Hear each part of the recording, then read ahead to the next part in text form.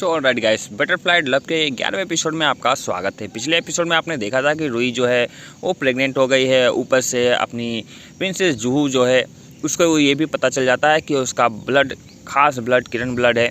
तो चलो अब आगे बढ़ते हैं, क्योंकि मास्कस को भी पता चल गया है कि रुई जो है कोई नॉर्मल ह्यूमन बीइंग नहीं है, वो भी हो सकता है बटरफ्लाई मॉन्स्टर हो। तो चलो अब कहानी में आगे बढ़ते हैं। सो नेक्स्ट डे मार्कस उन लोगों को चाय पे बुलाता है। बोलता है तुम लोग मेरी शादी में नहीं आए थे तो तुम लोग कम से कम मेरे यहाँ पे आकर चाय तो पी ही सकते हो। लेकिन उसका प्लान कुछ अलग ही होता है। वो चाय कोई रेयर चाय नहीं होती है। वो चाय जो होती है वो पर्पल पोनी की होती है, जो जिससे हमारी रुई के हाथ जल गए थे, और वो चाय उसी के पाउडर की बनी हुई होती है। तो वो चाय तो सब लोग तो इन्जॉय कर रहे होते हैं। पहले मार्कस पीता है। मार्कस पीने के बाद अपना चैंग भी बहुत आराम से उसे पी लेता है। लेकिन फिर वो बोलता है कि प्रिंसेस जूहू को भी पिलाने के लिए देता है। प्रिंसेस जूहू पीती है, बोलती है हाँ ये बहुत ज़्यादा टेस्टी है। लेकिन अब बारी होती है कि भाई अपनी रुई जब उससे पिएगी तो क्या ही इफेक्ट होगा। तो वो अब चैंग तो जानता है कि अगर ये पिएगी तो बहुत ज़्यादा ये इससे दिक्कत हो सकता है। तो उससे जैसे वो पीने जाती है उसे वो मना कर देता है। बोलता है कि अभी तुम्हारी तबीयत ठीक नहीं थी, अगर तुम इसे पियोगी तो हो सकता है तुम्हारा तबीयत फिर गड़बड़ हो जाएगा, कभी हम लोग बाद में इसे आके फिर से पियेंगे। सो उसे रोक लेता है। तो यहाँ मार्कस का प्लान अधूरा हो जाता है कि बस उसे कन्फर्म करना था कि ये मॉन्स्टर है या नहीं। तो यहाँ पे वो बच जाता है। उसके बाद वो लोग बोलते हैं कि हमें देर हो रही है, हमें जाना है। तो वो जाने लगता है। सो रुई बोलती है कि आपको लगता है कि मार्कस को शक हो गया है कि मैं कोई मॉन्स्टर हूँ। तो वो बोलता है कि चुपचाप रहो, अभी ये सब बातें यहाँ करने का वक्त नहीं है। और यहाँ मार्कस समझ चुका था कि भाई जो मैं सोच रहा हूँ वो एकदम सच सोच रहा हूँ, ऐसा लगता है कि यही एक मॉन्स्टर ही है। सो मार्कस अगेन फिर से वही सब सोचने लगता है कि कैसे है। तो उसका सैनिक बोलता है कि क्या आपको सच में लगता है कि रुई जो है वो एक बटरफ्लाई मेंबर है। तो बोलता है मुझे शक नहीं है, पूरा यकीन है, लेकिन मुझे पता नहीं है कैसे उसके उसे बाहर लेके आना है और सबके सामने उसे करना है, क्योंकि वो बस अपनी बहन का बदला लेना चाहता था कि उसकी अगर बहन ऐसी रही तो वो बटरफ्लाई मॉन्स्टर को भी जला के मार देगा, जैसे मेरी बहन को इन लोगों ने मारा था। सो बस वो बोलता है कि मेरे पास एक बहुत ही यूनिक सा तरीका है जिससे सबको पता चल जाएगा कि ये एक बटरफ्लाई मॉन्स्टर है। इसके लिए तो किन्नरी ब्लड की ज़रूरत पड़ेगी। किन्नरी ब्लड को देने से जैसे उसके सामने लेकर आऊँगा तो वो अपने होश खो देगी और बटरफ्लाई मॉन्स्टर बन जाएगी। तो उसका जो ये सर्वेंट रहता है वो बोलता है कि मालिक पर आपने तो भाई किन्नरी ब्लड को अपने बहन के ऊपर यूज़ कर दिया उसे ठीक करने के लिए, तो हमारे पास तो ब्लड है नहीं। सो बोलता है कि ब्लड की टेंशन नहीं है, मुझे पता है कब मुझे ब्लड कहाँ से मिलेगी, ऑब्वियसली मैं प्रिंसेस जूहू से ही मिलेगी। तो बोलता है तुम्हें इस बात की टेंशन नहीं लेनी है, ठीक है ना। तो उसका सैनिक बोलता है कि माय लॉर्ड आपको नहीं लगता कि वो रुई जो है वो कुछ अलग सी तरह की अगर है भी तो बटरफ्लाई मॉन्स्टर जो है वो कुछ अलग ही तरीके के, क्योंकि ये लगभग 3 साल हो चुके हैं, कभी किसी को शक नहीं हुआ कि ये बटरफ्लाई मॉन्स्टर भी हो सकते थे। कितने ज़्यादा हमले हुए हैं ये सब चीज़ें, लेकिन कभी भी हमें उस जान नहीं पड़ा है कि वो इतनी सिंपल सी रहती है और कोई कभी सोच ही नहीं सकता कि वो भी एक बटरफ्लाई मॉन्स्टर है। हमने उसका ऐसा रूप कभी देखा नहीं, बट रिसेंटली ये सब चीज़ें क्या ही हो रही हैं। सो भाई मार्कस सीधे प्रिंसेस जूहू के पास फिर से आ जाता है। तो वो सीधा जैसे अंदर आता है, वो उसका जो गार्ड होता है जो मतलब उसकी देखभाल कर रहा होता है प्रिंसेस जूहू की, वो उसके हाथों को ही देख रहा होता है और बोल रहा होता है कि आपके घाव जल्दी भर जाएंगे, बस ध्यान रखना आपको फिर से कहीं चोट ना लग जाए। जितने में जब मार्कस आता है वो बोलता है कि सीधे उसे कहता है कि तुम बाहर जाओ, मुझे इससे बात करनी है। तो बोलता है कि ठीक है आप बस इनका ध्यान रखिएगा। लेकिन वो जैसे ही बाहर चला जाता है तो वो अपने हाथों को मार्कस के सामने खुद ही आगे कर देती है। तो वो सब बोलता है कि तुम्हें कैसे पता चला कि मैं तुम्हारे खून के लिए ही आया हूँ। सो बोलती है कि मुझे आप पे भरोसा है कि आप अगर मेरा खून ले रहे हो तो ज़रूर कुछ अच्छे पर्पस के लिए ले रहे होगे, कुछ अच्छा करने के लिए ले रहे होगे, इसीलिए क्योंकि वो उसे बहुत ज़्यादा अच्छा मानती है। तो इसलिए वो हंसी खुशी बोलती है आपको जितना खून चाहिए आप मेरे से ले सकते हो। उसके बाद प्रिंसेस जूहू बोलती है इसीलिए आप मुझे इतना सारा खाना खिला रहे थे, मुझे एक्सरसाइज करा रहे थे कि आप मेरा किन्नरी ब्लड ले सके, है ना। तो बोलता है कि हाँ मुझे इसकी ज़रूरत है।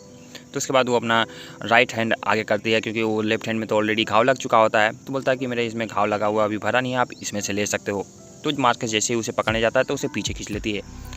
बोलती है 1 मिनट। सो बोलती है कि अगर मेरे दोनों हाथ में अगर चोट लग जाएंगे तो लोगों को शक हो सकता है, आप एक काम करिए इसी हाथ में इसको जिसमें हाथ मेरा कटा हुआ है उसी हाथ में से आप मेरा ब्लड ले लीजिए ताकि लोगों को शक ना हो। तो बोलता है तुम सच में ठीक हो, मतलब भाई मैं इसी में काट लूँ ना।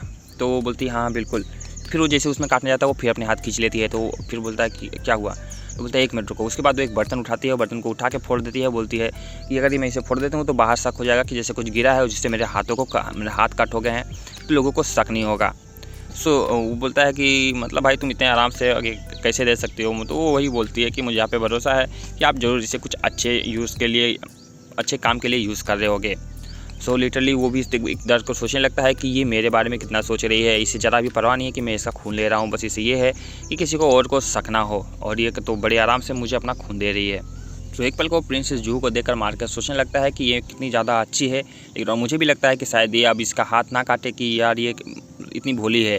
लेकिन वो बोलता है कि इन सब चीज़ों से मुझे ज़रा भी फ़र्क नहीं पड़ता, मुझे जो करना है वो मैं करूँगा। और सीधे वो उसके हाथ को एक झटके में ही काट देता है फिर से, और उसका ब्लड ले लेता है। तो ये तो यार बहुत बुरा लग रहा है मुझे उसके लिए, क्योंकि यार ये तो इतनी ज़्यादा सॉफ्ट है और इतनी ज़्यादा अच्छी है, लेकिन फिर भी मार्कस उसके साथ ऐसा ही कर रहा है। और इस तरफ रुई और चैंग जो होते हैं वो शहर छोड़कर जा रहे होते हैं, क्योंकि फ्लावर्स प्लॉट जो होता है वो गिरने वाला होता है। तो रुई को यहाँ पर जान का खतरा हो सकता है। ऊपर से रुई सोच रही होती है क्या मैं ये बात बता दूँ कि मैं प्रेग्नेंट हूँ। तो वो सोचती है कि वो ऑलरेडी इतनी ज़्यादा मुसीबत में है और परेशान है, मैं इसे एक बात और बता के परेशान नहीं करना चाहती हूँ। सो ये सारा प्लान चैंग का होता है कि हम यहाँ से थोड़ी दूर दिनों के लिए यहाँ से दूर चले जाएंगे, फिर जब कुछ सब कुछ नॉर्मल हो जाएगा हम वापस आ जाएंगे। लेकिन इतना ही काफ़ी नहीं था भाई। उतने देर में मार्कस अपने सैनिकों के साथ सीधे उसके घर में घुसने की कोशिश करता है, क्योंकि अब तो उसके पास केंद्रीय ब्लड मिल चुका था। अब बस उसे बस खोलनी थी और उसके खुशबू से ऑटोमेटिक मॉन्स्टर बन जाएगी और टर्न ऑन हो जाएगी, लोगों को पता चल जाएगा। और तो उसके गार्ड जो होते हैं उसे रोकने की कोशिश करते हैं, लेकिन ये लोग संख्या में कुछ ज़्यादा होते हैं। तो चैंग बोलता है कि तुम यहीं पर रुको, मैं जाके बाहर देखता हूँ, कुछ भी हो जाए बाहर मत आना। और चैंग जाके सीधे उसकी गर्दन पर तलवार खींच देता है। बोलता तुम्हारी हिम्मत कैसी हुई मेरे घर में आने के लिए। तो बोलता है मुझे यह पता चला कि यहाँ कोई एक बटरफ्लाई मॉन्स्टर आया हुआ है, बस मुझे इसके बारे में जानकारी है, तो मेरे रास्ते से हट जाओ, मुझे और कुछ नहीं चाहिए। तो बोलता है कि मेरा घर एकदम से शांत है, मुझे किसी भी तरह की बटरफ्लाई मॉन्स्टर का अनुभव नहीं हुआ है, तो तुम यहाँ से जा सकते हो। लेकिन उसके बाद उसे क्या करना था, वो बस वो किडनी ब्लड होता है उसे ओपन कर देता है और चारों तरफ उसकी खुशबू फैल जाती है। उसके बाद सब लोग कुछ देर तक इंतजार करते हैं कि कोई रिएक्शन होगा। थोड़ा देर बाद होने के बाद भी कोई रिएक्शन नहीं महसूस होता है। तो उसका जो सर्वेंट होता है मार्कस का, वो बोलता है कि हमें लगता है हमें यहाँ से चलना चाहिए, अभी इसका कोई प्रभाव हमें देखने को नहीं मिल रहा है। एक पल के लिए चैंग भी मन ही मन डर रहा होता है कि कहीं अचानक से वो रुई मॉन्स्टर बन के वहाँ पास ना आ जाए हमारे सबके सामने। तो लेकिन वो वहाँ पर आती नहीं है। तो ऐसा क्या हो गया, क्या वो वहाँ से भाग चुकी है, लेकिन उसने तो अपने आप को कमरे में बंद कर लिया था। तो मार्कस के जैसे ही जाने के बाद चैंग जैसे ही अंदर आता है तो देखता है कि रुई ने अपने आप को जंजीरों से बांध लिया था। एज़ यूजुअल जैसे वो जब भी काबू से बेकाबू होती है तो वो ऐसा ही करती है। तो उसके पास आता है, उसे उठाता है। तो अभी उसके हल्के फुल्के होश था, तो वो बोलती है कि मैंने अपने आप को जंजीरों में बांध लिया ताकि आपको दिक्कत का सामना ना करना पड़े। लिटरली यार अपनी रुई को कितना ज़्यादा प्रॉब्लम फेस करना पड़ रहा है। सो चैंग मार्कस के पास आता है और बोलता है कि मुझे पता है कि तुम ये किडनी ब्लड कहाँ से ले रहे हो, ये प्रिंसेस जूहू के पास से तुम ले रहे हो ना, उसी के खून से बना रहे हो। अगली बार जब वो आई थी तो उसके हाथ जख्मी हो गए थे, तो इसका मतलब वो हाथ और किसी ने नहीं, तुमने ही जख्मी किया है। तो तुमने सिर्फ उसी के लिए उसके साथ मतलब शादी किया है। तो बोलता है इससे तुम्हारा कोई लेना देना नहीं है। सो बोलता है कि मुझे पता है कि तुम बटरफ्लाई मेंबर से बहुत ज़्यादा नफरत करते हो, लेकिन एक बात जान लेना कि इसमें प्रिंसेस जूहू की कोई गलती नहीं है। तुम्हें पता है जब वो तुमसे शादी करने के लिए तुमने उससे प्रस्ताव दिया था तो वो राज़ी क्यों हो गई थी? क्योंकि वो तुम्हें चाहती है, क्योंकि वो तुम्हें बहुत ज़्यादा चाहती है। सो उसे मत हट करना, वो बहुत ज़्यादा मासूम है, ठीक है। और ये सब बात बोलने के बाद वहाँ जैसे वो घर जाता है तो देखता है कि प्रिंसेस जूहू जो है अब मार्कस को देख के बहुत ज़्यादा खुश हो जाती है और दौड़कर उसके पास आती है, क्योंकि अभी जस्ट उसने उसका खून लिया था। तो भाई कोई भी उसके पास आने की कोशिश नहीं करेगा कि कहीं वो फिर से मेरा खून ना ले ले, और ये मेरे खून के लिए मुझसे शादी किया है। लेकिन प्रिंसेस जूहू एकदम अपोजिट बिहेव करती है और आती ही उसका पूरी हंसी खुशी से वेलकम करती है। और उसका दिमाग में चैंग की बातें घूम रही होती है कि वो उनसे प्यार करती है। सो अब मार्कस भी थोड़ा सा यहाँ पर सोच में पड़ जाता है। तो प्रिंसेस जूहू जैसे वो देखती है कि उसकी गर्दन पे निशान है, क्योंकि चैंग ने उसकी गर्दन पे तलवार रख दिया था, तो वो उसे ले जाके उसके ऊपर सीधे मलहम लगाने लगती है। वो बोलता है कि नहीं सब कुछ ठीक है, इससे कोई फर्क नहीं पड़ता, पर वो बहुत ज़्यादा कंसर्न दिखाने लगती है। सो वो सोचने लगता है कि मेरे इतने हल्के से घाव पे उससे सहन नहीं हो रहा, वो मुझ पर घाव को दवा लगा रही है, और लिटरली मैंने इसका कितनी बार खून ले लिया है, इसे कितने ज़्यादा हर्ट कर दिया है, फिर भी इसने उफ तक नहीं किया। सो उससे पूछ ही लेता है मार्कस की आके तुम ये सब कर क्यों रही हो, तुम्हें तो मुझसे गुस्सा नाराज़ होना चाहिए था। सो बताती है कि मेरे पिता ने कभी मुझसे ये चीज़ें मतलब वो नहीं किया है, बहुत उसके बारे में बताने लगती है, प्यार के बारे में बताती है कि ये सब सिर्फ लेने का नाम नहीं होता है, देने का भी नाम होता है। तो आप जब भी चाहो तो मुझसे मेरा जितना भी खून मांगोगे मैं आपको दे दूँगी, मुझे उससे कोई दिक्कत नहीं है, बस मुझे ये बता दीजिए कि आप जो भी कर रहे हो आप अच्छे के लिए कर रहे हो ना। तो आखिर मार्कस भी बोलता है यार इतनी जब मेरे साथ ये कॉम्प्रोमाइज़ कर रही, इतना करने को तैयार है, तो मैं इसे सच्चाई तो बता सकता हूँ। तो वो झिझकते हुए बता देता है कि हाँ मुझे इससे किसी की जान बचानी है। तो इतना सुनते ही वो उसे गले लगा लेती है, बोलती है कि मुझे पता था कि आप कभी गलत काम कर ही नहीं सकते हो, तो आप जितना भी ब्लड चाहिए आप बताओ मैं आपको दे दूँगी। वो अपना हाथ आगे कर देती है। तो इस बार लेकिन मार्कस की हिम्मत नहीं होती है कि यार वो कि कैसे इतना ज़्यादा स्वीट बन सकती है। तो वो बोलते हैं कि नहीं अभी इसकी कोई ज़रूरत नहीं है, मतलब फ़िलहाल अभी इसकी कोई ज़रूरत नहीं है, और वो वहाँ से उठ के चला जाता है।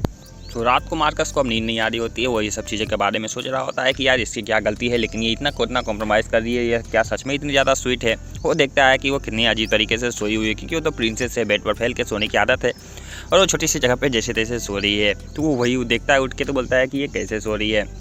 तो उसके बाद वो उसके पास जैसे आता है तो वो गिरने को हो जाती है, तो उसे संभाल लेता है और इसके बाद वो उठा के उसे बेड पे ले जाके लेटा देता है और खुद ही जाके उस बेंच पे सो जाता है। तो यहाँ पर ऐसा पता चलता है कि ये उसकी अब थोड़ी बहुत तो केयर करने लगा है। तो उसके बाद वो हाथों के घाव को देखता है और लिटरली उसे रियलाइज़ होता है कि इसके ऊपर मैं तो अत्याचार कर रहा हूँ, लेकिन वो भी तो एक मजबूर है। तो चलो अब देखते हैं कहानी में क्या ही यार ट्विस्ट आता है।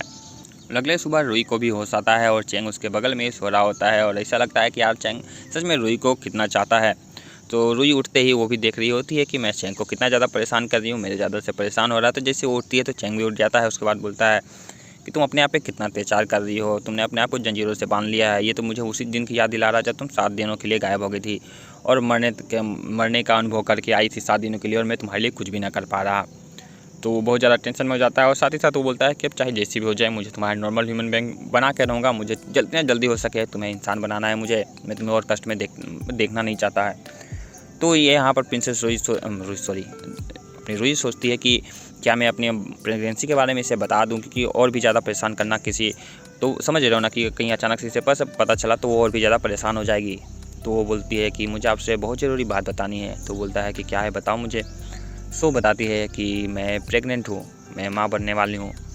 तो चैंग बस उसकी आंखें बड़ी हो जाती हैं और एपिसोड यहीं पर ख़त्म हो जाता है। तो सी इन द नेक्स्ट वीडियो। जल्दी से कमेंट में बताओ एपिसोड कैसा लग रहा है और जल्दी लाइक करो, शेयर करो, सब्सक्राइब करो। मिलते हैं नेक्स्ट वीडियो में और बेल नोटिफिकेशन को ऑन कर दो यार, क्योंकि नए अपडेट्स में डालूँ तो आपको पता चले। ठीक है, मिलते हैं नेक्स्ट वीडियो में, तब तक के लिए बाय बाय।